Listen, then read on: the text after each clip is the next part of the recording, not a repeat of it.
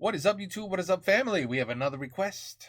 We have inside the home where Obama grew up in Indonesia. Barack Obama, that is. You remember that guy? He did something here in the United States. Well, he was president. He was the president of the United States. Yeah. So we're going to find out where he grew up in Indonesia. What in the world is that thing? Is that a really large lawnmower? What is this? That's a car? That's a What's the gas mileage on that? It must be really, really good. How many horsepower? 1? It's just my guess. I'm just guessing. All right, anyway, let's go. What's another one? Oh. When a 6-year-old Barack Obama arrived in Jakarta, Indonesia, it all must have seemed a world away from what the young American boy was used to. This is the house that young Obama moved into when his family first came to Indonesia 40 years ago. What? At the time, these streets weren't paved, and many of the houses didn't have electricity. Yet by Jakarta standards, this was middle class. The current home's owner allowed us an exclusive look inside. A large living room leads into a dining room, and an atrium overlooks the kitchen. When Obama lived there, his family didn't have a refrigerator. This small bedroom looks out to the backyard, the part of the house Obama has said he'll never forget. His stepfather had turned their tiny backyard into any little boy's dreams.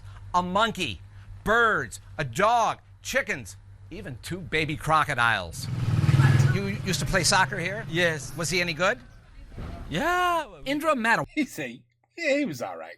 lived just a few doors from Obama and remembers typical boyhood adventures. So you would get up on the roof Yes. and fly kites? Yes. Obama was the first African American many of the neighborhood kids had seen, and he endured endless teasing about his curly black hair. Barry dulu. Oh, yeah. Yeah. Here, friends knew him as Barry. Luar negeri. Barry? Barry. Right. I don't know Obama. Barry Satoro. He had taken the last name of his Indonesian stepfather. Indra says what he remembers most about Barry, who was actually quite chubby at the time, was how much he would eat whenever he came to Indra's home. He'd come over and eat you out of house and home. Yes.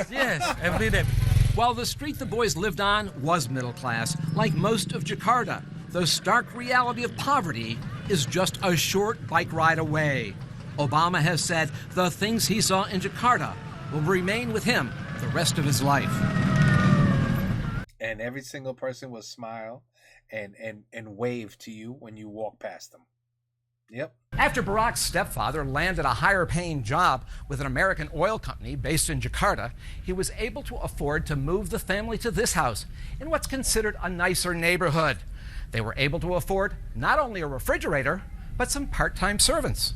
Obama's family rented the house from this man's family.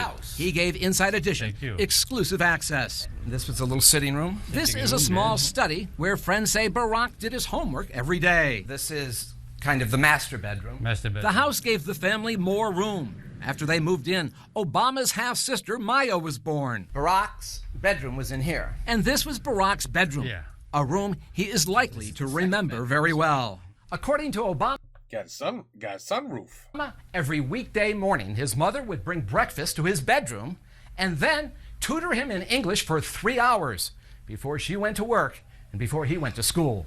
But it wasn't all studying. Barack quickly made friends in the new neighborhood. Di sini main pingpong. Boyhood friend Slummit remembers playing ping pong with Obama in this room and playing Monopoly with him for hours on this little porch. Sering kalah. He lost a lot. He didn't win all the time at Monopoly. You called him Barry. Barry. This friend named Sonny says he never expected that his old friend could quite possibly be the next American president. It must really be amazing for the people that knew him as a child. And then one day on the news, what? Obama Barry is running for the president of the United States? Man, his friends must have went crazy. What? Oh my God. You know what I mean? Yeah. It does That's Mantap. surprise you. Yes. He remembers his friend Barry as funny and adventuresome, but says his mother made sure his studies always came first. a commitment that resulted in Obama attending two vastly different schools while in Jakarta, where he made impressions on his teachers that would last for more than 40 years. You really do remember him? Yes. Do you know who that is?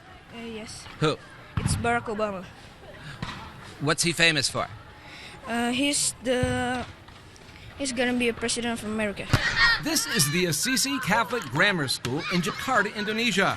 And Barack Obama is on his way to becoming its most famous former student. Barack Obama. The only record of Obama having attended the school is this old register. And look, it lists his name as Barry Soetoro. That's the name Obama took from his Indonesian stepfather, Lolo Soetoro. He was smart in mathematics. Very smart in mathematics. Yes. And this is Obama's first grade teacher. But if he was so good in mathematics, why was our economy so terrible when he was president? That don't make no sense.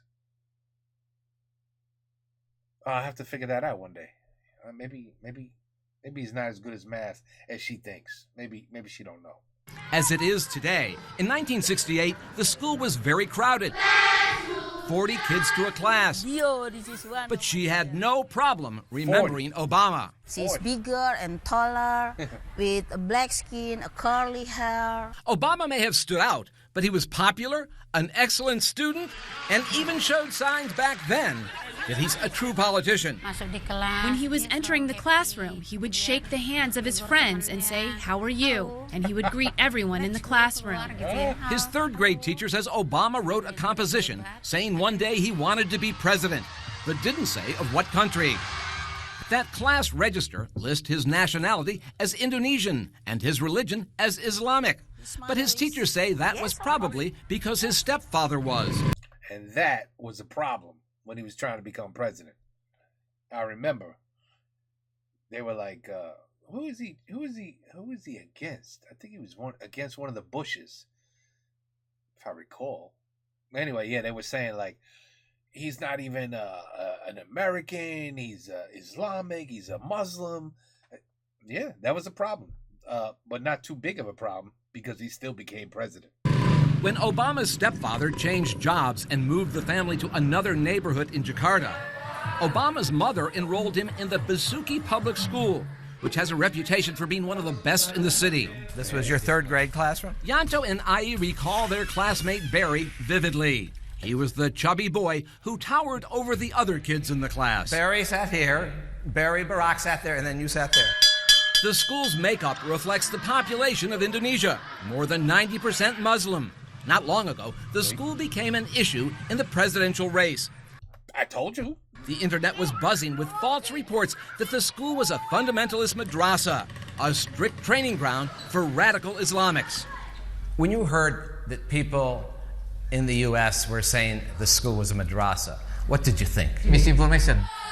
It's unlikely that whoever started that rumor ever set a foot inside the school. Oh, without a doubt, they never did. Because if they had, they would have found hundreds of smart, happy, and very independently acting kids. Former students and teachers say it's always been that way. There is a mosque in the school. It overlooks the playground, and every day at noon, the children are called to prayer. But it's not a requirement. Our cameras were allowed to go inside the mosque and observe the children in prayer. The boys and girls are separated, as is tradition in Islam. But there is also a small chapel for the handful of Christian students who attend the school. They assemble in the chapel at noon for Bible reading and prayer. During our visit, the students seemed more into badminton and basketball than religious study. There you go. Obama attended the Basuki Public School for less than 2 years. However, his classmates recently reunited to take a good luck Barry photo. And at the Assisi Catholic School, Obama's third grade teacher praised every day that the youngster she once taught in Indonesia, remarkable as it may seem, becomes president of the United States. What a story.